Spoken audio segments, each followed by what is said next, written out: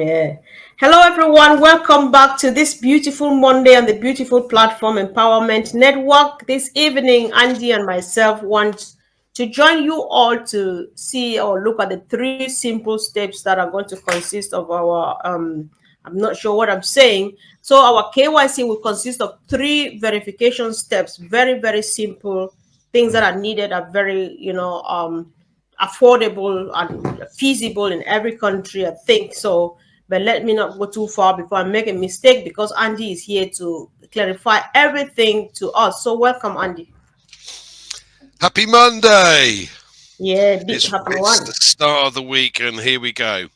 All All right, right. so let me explain what KYC is and why it's here, why we have it. KYC is know your customer, know your client.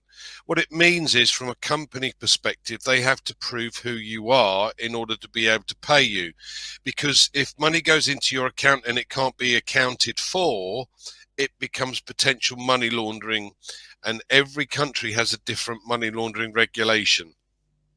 So by doing what they call KYC, or know your customer, it means that they can verify who you are and therefore make sure that the payment goes to the right person, but then you don't have any issues with the authority that it's your money laundering. Yeah. So that's the background to it. As I said, every country has a different rule or regulation or requirement for KYC.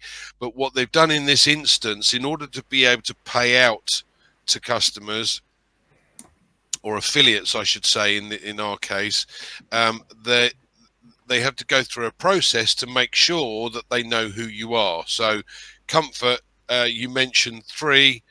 You upload a photograph of who Mm-hmm. you are, preferably one that's not 20 years ago, a new one.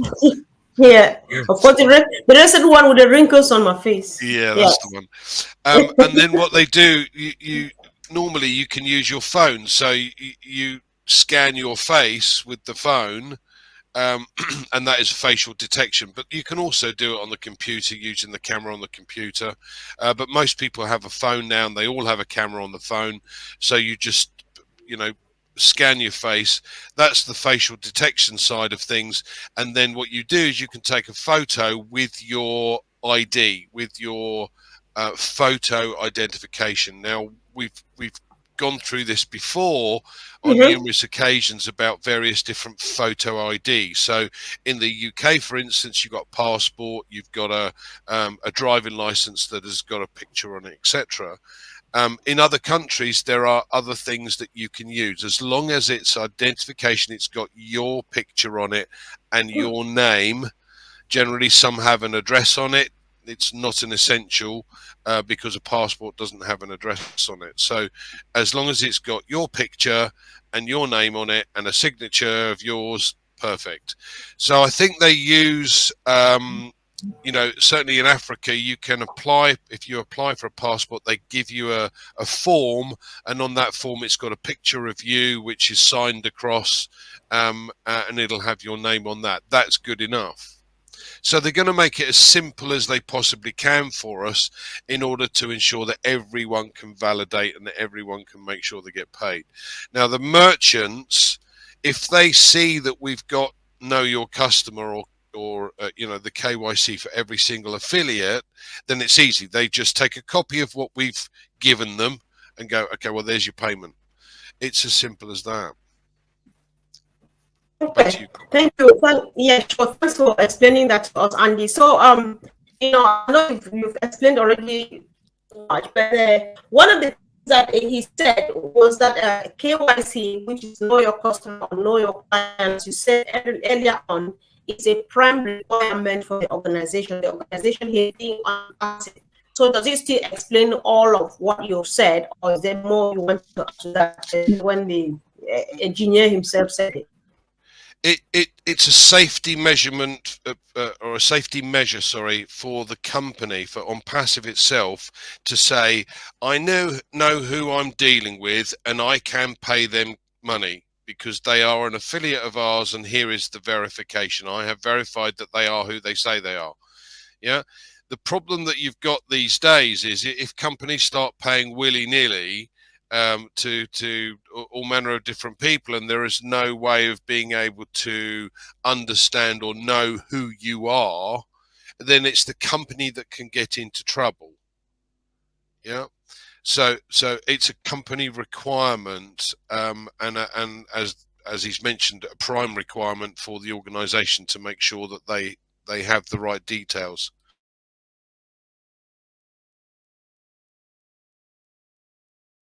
Excuse me.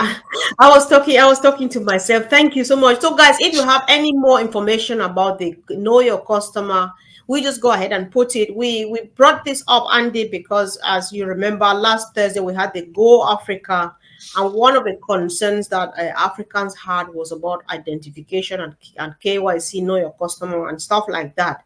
So when you explain it like this, at least it is very reassuring, and people are like, all right, I think we are fine, everything is going to be okay.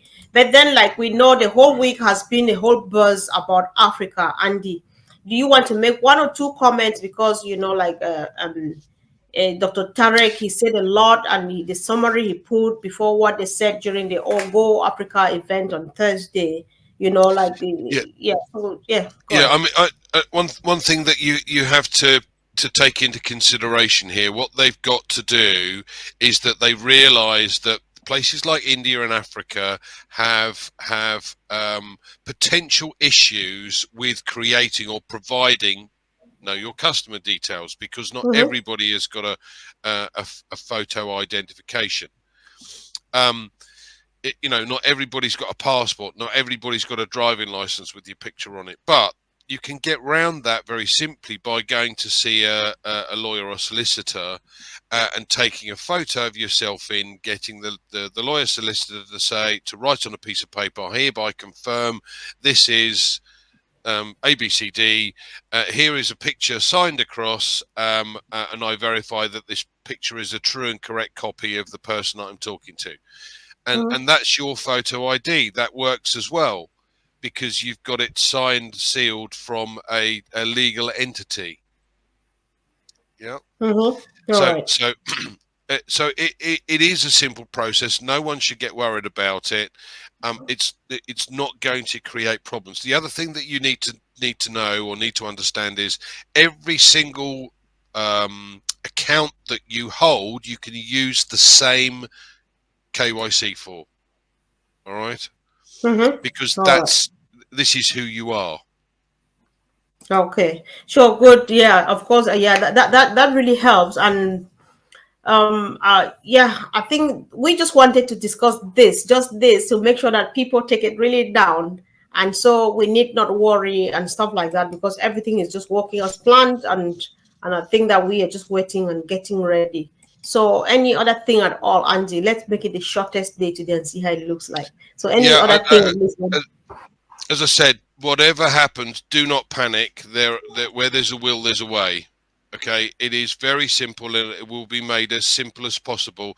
The company are well aware that places like India and Africa are the ones that are going to struggle, so they are designing the system specifically to be able to cater for those people living in those areas and other areas that are in a similar situation, like Papua New Guinea, for instance.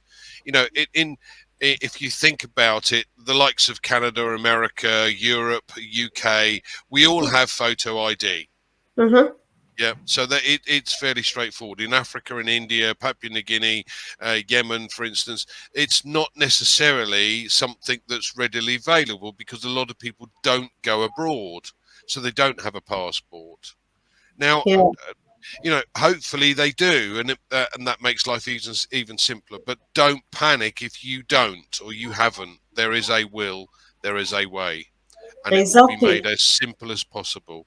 Yeah, sure. So I think we're just good, and if we're ready for this business, then we are ready, because there's always something. I don't think there's any country who just let a citizen be without any form of identification. Something can always be done, and so we are good to go. And so, did you want to mention any other thing? There's oh, I just lost this, but I think we leave it at. No. We have, Yeah, about the this thing, they still promised. about the you know, the data, this thing back in like in the countries that are struggling, like back to Africa again, like Papua New Guinea and other developing countries that are still struggling. So they are still, they promised, Ash promised that he was still going to make it better. And one of the things that Ash said, which I thought that we should comment on, because people need to know and really get serious, especially people who are not yet taking this business seriously. Andy, Ash said, in his ecosystem, there is anything and everything to raise these countries to that top level where everybody would admire. And all he wants for every household to afford the internet. So what do you think this means? It sounds so promising to me, but what do you think this means to the developing countries? Well, there's two ways to look at this.